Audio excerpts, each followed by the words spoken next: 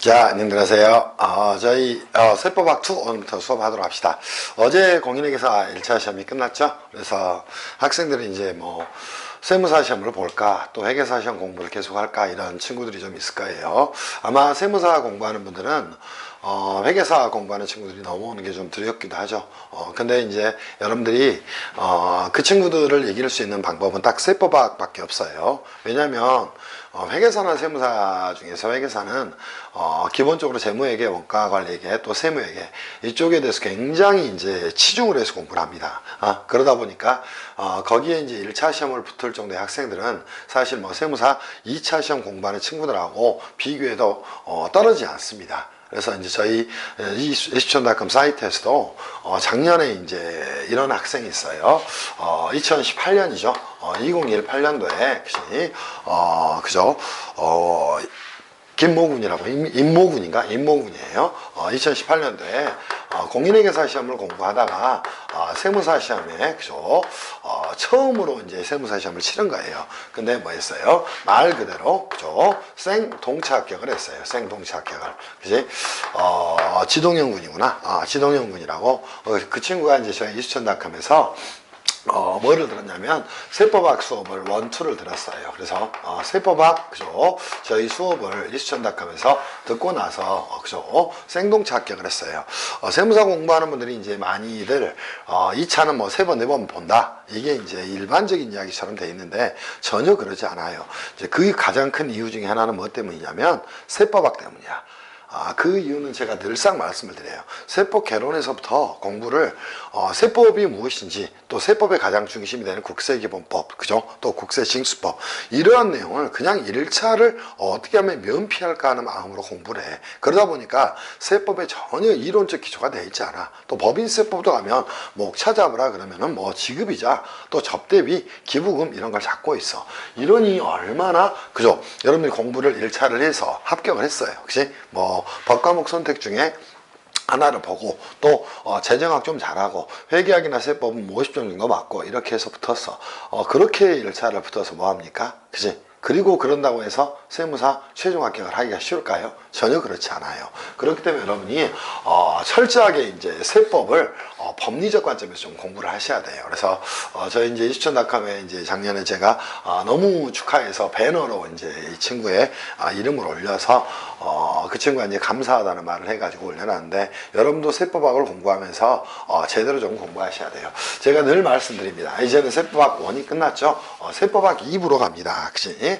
지금부터 세법학 2부로 갈 거예요. 그리고 이 내용은 간단하게나마 유튜브를 통해 좀 올려드릴 거예요. 자, 세법학 2부는 그치? 과목이 어떻게 돼 있어요. 그죠? 자, 과목이 이렇게 돼 있습니다. 그죠? 부가가치세법이 이제 하나의 주제가 돼서 나와요. 그죠? 자, 35점이 배점이 됩니다. 그리고 나서 이제 부가가치세법은 일반 소비세라고 이야기해요. 근데 특정한 소비, 오케이? 에 대해서 과세라는 세법이 하나 존재합니다. 걔를 뭐다? 개별 소비세법이다. 이렇게 이야기를 하게 됩니다. 개별 소비세법에서는 20점 정도 배점이 이루어집니다. 그래서 세법학 2부는 기본적으로 소비세에 관한 내용이 어디 55점 정도 출제가 됩니다. 그리고 이제 지방세법에 있는 내용 중에 그죠? 취득세, 또 등록면허세, 재산세 한정을 해서요. 그죠? 자, 물론 거기에 있는 내용은 지방세 불복에 대한 내용, 또 지방세 기본법의 내용이 같이 들어갑니다. 또 지방세 특례 제한법의 내용이 같이 들어가요. 이 부분이 아마 20점이나 25점 정도 출제가 될 겁니다. 그치? 그리고 나서 어디 가요? 조세 특례 제한법이 그죠? 25점 정도 출제가 이루어지게 됩니다. 그치? 자, 25점 정도 출제가 이루어집니다. 자, 그때 이제 여러분이 공부를 하실 때 제가 저희 수업을 뭐 이제 동차 공부하는 친구들도 좀 들으니까요. 조세특례 제한법은 그치? 공부해서 좀 배제를 해놓고 공부를 하셔야 돼요. 만약에 한다 그러더라도 총칙 정도 공부를 좀 해놓으시면 됩니다. 왜냐면 여기는 도대체 이제 어디서 나올지를 모르는데요. 최근 이슈가 되는 것이 최근 개정 내용이라든가 혹시 또는 그죠? 이슈가 되는 뭐가 돼요?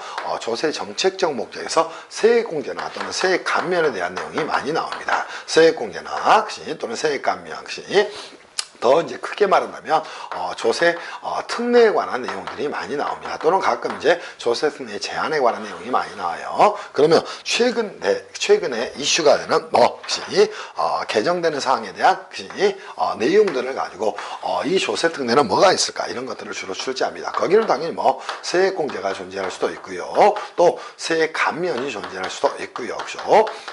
그지? 또 2월 과세 등이 존재를 할 수 있을 겁니다. 그지? 자, 이 부분은 나중에 공부하셔도 괜찮아요. 그죠? 그래서 저는 세법학 2부를 여러분이 공부할 때는, 그지? 이 세 개의 법률에 초점을 두고 공부했으면 좋겠다. 이런 생각을 좀 많이 합니다. 그래서 기본적으로 부가가치세법도, 개별소득세법도, 지방세법 이렇게 좀 공부를 했으면 좋겠다는 생각이 들어요. 그리고, 처음으로 이제 올해 2차를 본 학생들한테도 여러분한테 좀 당부를 드려요. 자, 세법학 공부는 다음에 프로세스에 따라서 하는 게 좋습니다. 혹시 자, 기본적으로 여러분이 세법학을 공부하는 건 학문적으로 세법학을 현재는 공부할 단계에 있질 않습니다. 그러면 현재 이제 세법학에서 출제가 되는 내용도 마찬가지예요. 아직 법학으로서의 완벽한 형태의 세법학은 아닙니다. 왜냐하면 법학으로서 완벽한 세법이 출제가 되기 위해서는 뭐가 이루어져야 되냐면, 그지? 여러분한테, 그지? 사법시험처럼 또는 변호사 시험처럼, 그죠? 시험장에 뭘 해야 돼요? 법전을, 그죠? 비치를 해줘야 됩니다. 그지? 그래야 이제 이 법전을 가지고 혹시 거기에 관계되는 규정 또 대법원 판례에 대한 내용을 공부를 할 거예요. 근데 그죠? 판례에 대한 내용을 가지고 쟁점 분석을 하고 공부를 할까. 근데 세무사 시험에서는 이 법전이 비치되지 않습니다. 오케이? 그러다 보니까요, 이 판례가 그다지 중요하지 않다는 거예요. 오케이? 그리고 판례도 아주 기본적인 판례가 나옵니다. 그래서 여러분들이 공부를 할 때 항상 세법의 기본 이론을 세법의 기본 이론을 충실히 공부하는 방식으로 공부하는 게 최선의 길이에요. 그래서 판례 중심의 공부는 진짜 아닙니다. 판례라는 것도 뭐예요? 저희 나라는 성문법주의 국가이기 때문에 법전을 가지고 법전의 내용을 맞게 해석하는가에 대한 고민일 뿐입니다. 그래서 세법학의 공부는 절대 이렇게 판례 중심의 공부를 해서는 안 된다. 그치? 제가 말씀을 드려요. 근데 이제 그럴 수밖에 없는 게, 여러분들이 이제 회계학원에 있는 강사들이 대부분 이제 회계사나 세무사예요. 오케이? 또 일부 변호사들이 있을 수 있지만 거의 제가 볼 때는 세법이 뭔지도 몰라. 그러니까 뭐 가르치는가? 다 그지 열등감이 있어요. 열등감이. 어떤 열등감이 있어? 공인회계사나 세무사의 경우에는, 그죠? 세무사의 경우에는 뭐에 대한 열등감이 있어? 법에 대한 열등감이 있어. 그지? 법에 대한 뭐가 있어? 당연히 열등감이 있을 수밖에 없는 것이야. 여러분들은 마음대로 생각하셔도 돼. 오케이? 그리고, 그죠? 혹시 변호사 중에 가르치는 친구들이 있다면 뭐에 대한 열등감이 있어? 아니, 세법의 기본 이론에 대한 열등감이, 그죠? 당연히 열등감이 있을 수밖에 없답니다. 이걸 가지고 어떻게 판례 중심의 수업을 가지고 가르쳐? 그치? 이거 말이 안 되는 거야. 그러니까 판례. 그지? 거의 제가 볼 때는 진짜 아니야. 그렇게 공부하는 거 진짜 아니라는 거예요. 그럼 철저하게 여러분이 어떻게 공부하셔야 돼요? 세법학은 이론 중심의 공부를 하셔야 돼요. 그리고 이 이론이 뭐가 됐어요? 정비가 됐다는 것이야. 그러면 자, 사례에 응용하고 그죠? 또는 판례에 응용하는 건 뭐라는 거야? 껌이라는 거야.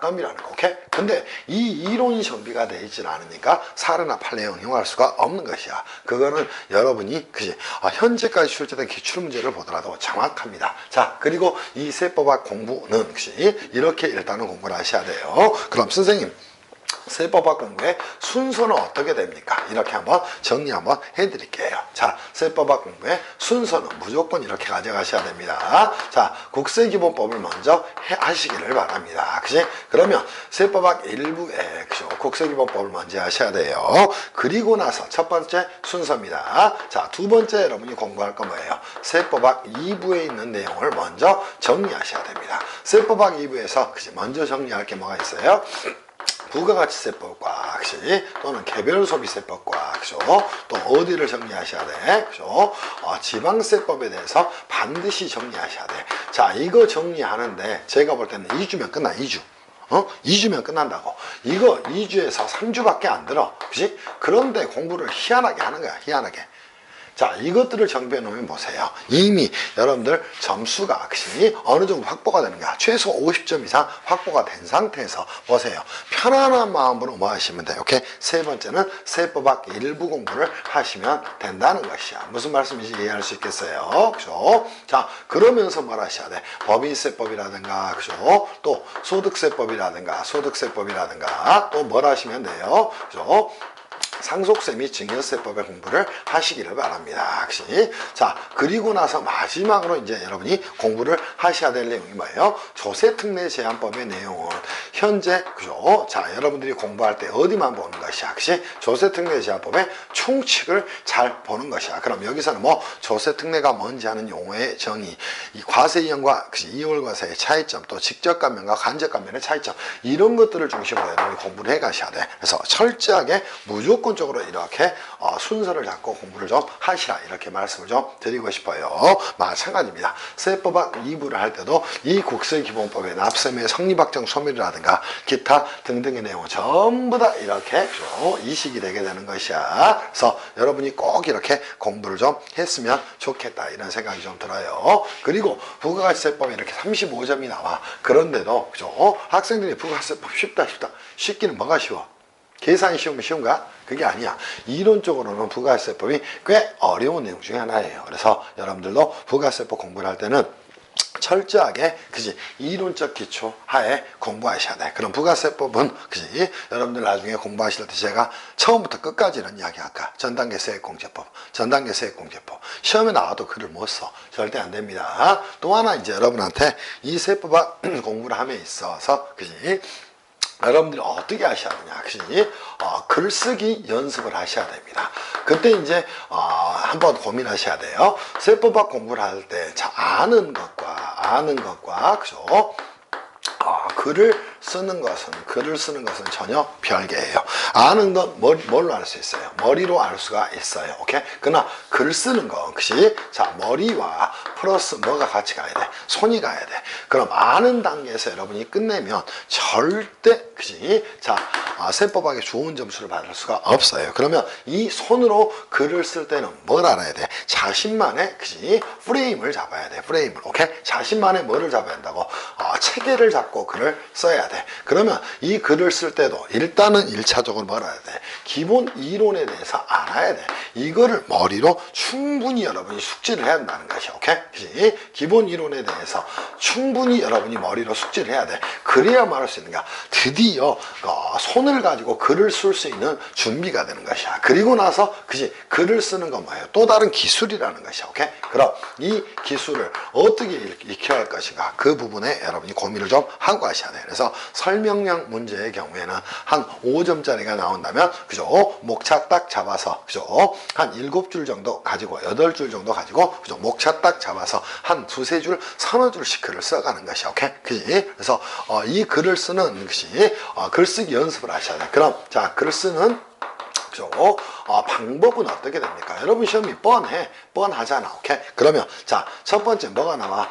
설명형, 그죠? 설명형 논제가 나와. 이때는 뭐를 쓰면 돼? 자, 첫 번째 목차를 한 2개에서 3개 정도 잡는다. 오케이? 자, 그런 다음에 뭐 목차당 뭐 하는 것이야? 그죠? 한 3줄 정도로 글을 써가는 겁니다. 그러면 이 내용이 얼마짜리가 될까? 5점짜리가 되는 거예요. 그죠? 그리고 두 번째, 그죠? 여러분들은 문제가 나오면 사례형 문제가 나옵니다. 그러면 사례형 문제에서는 혹시 딱 2개가 복합돼 있어. 뭐가 돼 있어? 여러분 시험 이걸 벗어나지 않아. 사례형 문제에서는 뭐에 대한 것이 쟁점 판단에 대한 내용이 하나 나옵니다. 쟁점 판단에 대한 내용이 나온다고. 그러면 쟁점 혹시 또 논거 또 사례 판단 결론 이렇게 글을 1, 2, 3, 4 이렇게 목차를 잡고 여러분이 글을 써가는 것이야. 오케이? 자, 그리고 나서 이 사례형 문제에서 사례만 내나? 전혀 그렇지 않아. 여기에 이론에 대한 또는 부가적인 내용에 대한 뭐가 나와?